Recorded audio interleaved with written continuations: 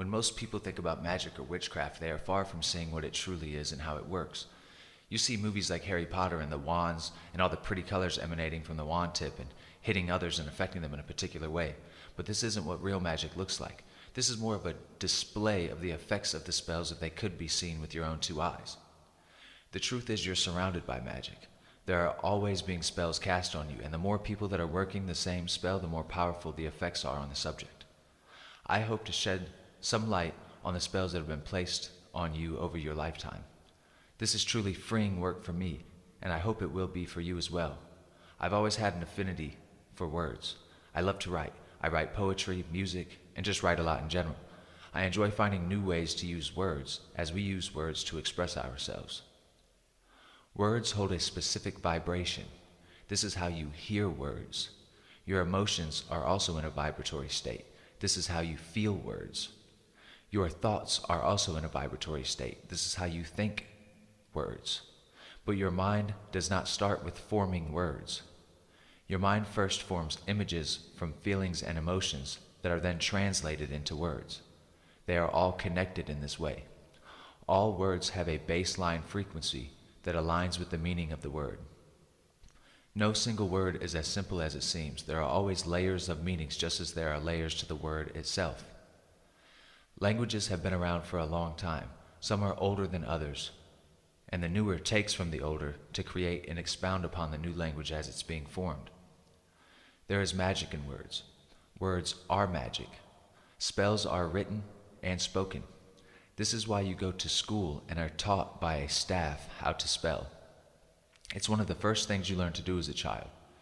These words you learn continuously control and limit your reality and the way you are able to express yourself and the way you are able to describe your experience and pass on information to others. Sometimes there just isn't words, you know? All words have a purpose. They all have power, and your words and the combination of words you are able to formulate are expressions of this power. Words have been given to you and placed in your mind as means of controlling you. They keep you spellbound. It is my hope that with a little bit of guidance you can begin to break these spells or curses that have been placed upon your mind in order to free yourself from the world and begin to weave a whole new world, one that is of your own creation. The more you understand words that you use and the words that others use around you, the more power you have. Power over your own mind. This is called mind control. You need to learn to govern your own mental facilities. The first word or spell I would like to get into is the word religion. Religion is found all throughout time and all over the world. Religions of different kinds with their own morals and dogmas, their own language and vocabulary, their own rules and sentences, most with the promise of everlasting life, peace, and attainment of true happiness, joy, and love. Everlasting would imply a sense of eternal or limitlessness, but this is not the case inside the world of religion. The word religion is a spell, and a very old and powerful spell that many have been bound by. The word religion finds its roots in the Latin language. Latin is often the language of spells in popular books, TVs, shows, and movies. The English word religion comes from the Latin religare. Just imagine Harry Potter pulling out his wand, pointing it at you and shouting, "Religare!" See? Doesn't this sound just like a spell? That's because it is. Religare literally means to bind, limit, or hold back, and this is exactly what religion does to you.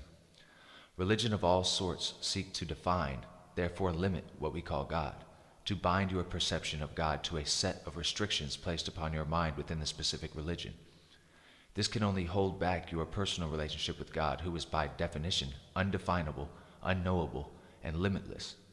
Religion attempts to corral your mind into believing that God is held within the religion itself and not present in the lives of those outside of the religion, when God is, in reality, scarcely available to those in the religion itself, because the religion has limited the mind of the religious. They haven't limited the limitless, but they have limited the believer's mind, effectively controlling the depth at which the individual is able to explore God and their own relationship with God. It was, after all, the religious that called for the crucifixion of Jesus, was it not? Jesus was not pleased with religion, and in fact, Jesus never wrote any of his words down on paper. Others did this, and it created a religion. I do not believe it was the intent of Jesus to create a religion. So whose was it? And this is the question you must ask yourself. Throw your religion in the trash can, where it belongs. Your religion will not be found in the kingdom of God, and neither will you if you continue to be led by the traditions of man and believe on the traditions of those that came before you, rather than believe in the power of God inside you. God is not limited to your mind, your ideology, theology, or your religion. If you are religious, then you have been placed under a curse, placed under a very heavy curse that is hard to break. You must begin to look within yourself to find God and stop looking at the people, places, and things that are external to you. Then you are just chasing the world and its many traditions, and misleading and lying to yourself about your pursuit of God. You know not what you worship.